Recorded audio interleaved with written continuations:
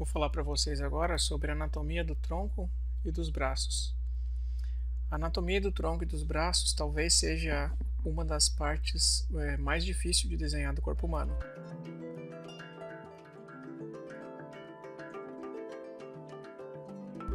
porque a gente tem uma série de musculaturas importantes, uma série de detalhes que é preciso aprender para fazer isso de uma maneira crível, de uma maneira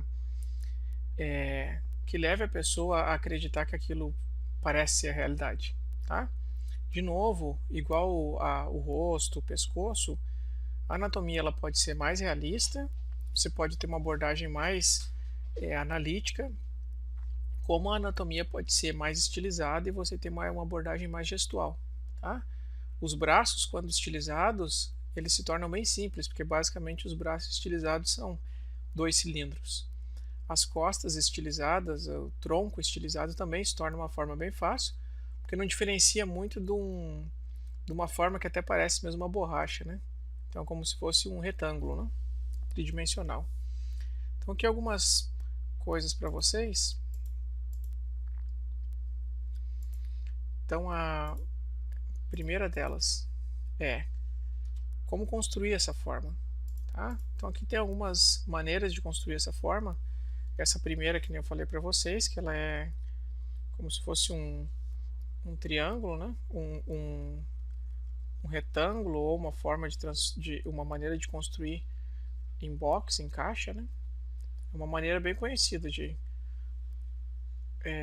trabalhar com o tronco. Você pode dividir ele quando quiser dobrar, né? Tem uma divisão ali para conseguir fazer dobras no tronco, né?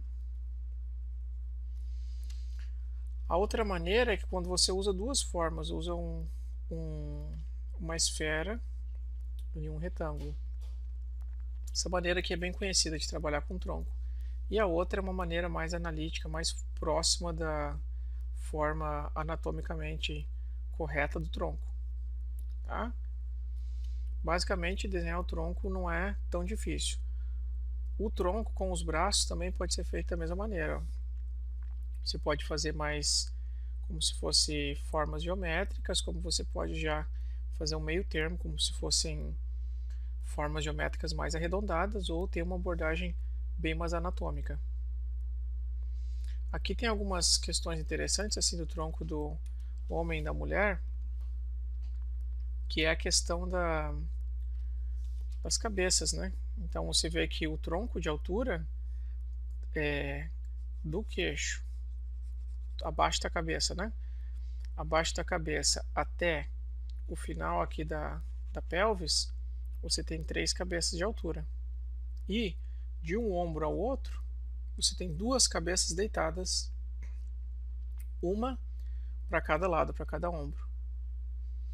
Então, além disso, você tem uma relação dos cotovelos com o umbigo, que é bem importante, e uma relação do pulso com a pelvis.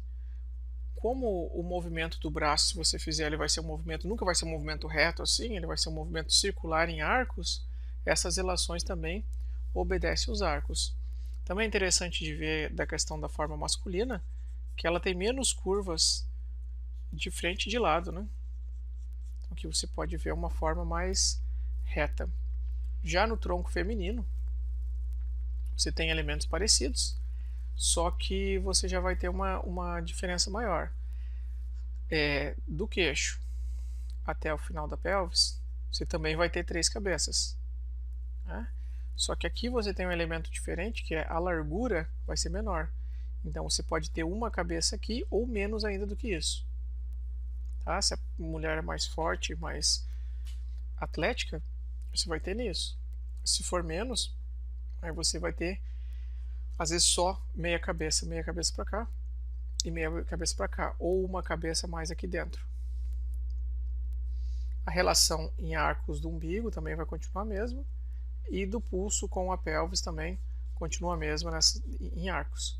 Então, assim, outras coisas interessantes da anatomia feminina e masculina. A anatomia masculina ela tende a ter formas mais pontudas, mais quadradas, e já a anatomia feminina ela tende a ser mais redonda, circular. É óbvio que isso é uma generalização e que existem diversas formas de corpo, existem pessoas mais magrinhas, mais gordinhas, mais atléticas, tá? Quando se fala em anatomia e se faz uma explicação genérica como eu estou fazendo, geralmente se busca o padrão de uma forma mais atlética, porque ela vai ter a musculatura e os elementos anatômicos comentados mais visíveis. Mas é muito interessante, é muito bom trabalhar com formas que não sejam estas. Desenhar pessoas mais gordinhas, pessoas mais magras, pessoas mais comuns, é muito interessante. Aqui um elemento que eu volto a frisar que é o movimento em arco. Então o que vocês podem imaginar você tem aqui o tronco. Se uma pessoa vai levantar o braço dela, ela está com o braço aqui. Ela não vai levantar esse braço a partir daqui, por exemplo. Tá? Não tem como deslocar o ombro para cá. O que ela vai fazer? O eixo da rotação desse braço vai ser o ombro. Então, para eu conseguir desenhar essa rotação, eu traço um arco. Aí eu sempre vou acertar na proporção desse braço. Tá? Então, assim, todos os movimentos do corpo, vocês podem ver que eles formam arcos. Quando eles são feitos de uma maneira equilibrada, esse arco pode diminuir se a pessoa dobrar o braço aqui. Ele pode mudar, né, o formato. Se a pessoa colocar o braço para frente, esse arco pode se tornar uma elipse. Tá? Pode se tornar um movimento elíptico se ela for para o braço para cá, né? Mas não deixa de ser um arco. Tá? Então reparem nisso, nos movimentos dos membros do corpo são em arcos. Isso é uma coisa bem importante, assim, que é bem comum das pessoas se equivocarem no desenho do tronco. Tá? Então, assim, essas questões são as questões que eu considero que são mais importantes para a gente entender da construção do tronco. Né? Recapitulando, a gente tem as formas de construir isso, que pode ser mais simples, mais geométrica para mais anatômica. A gente tem os tipos de tronco, a gente tem duas formas, dois tipos de tronco, um feminino e um masculino. E depois a gente tem a questão dos arcos, que são questões assim importantes para a gente pensar em anatomia.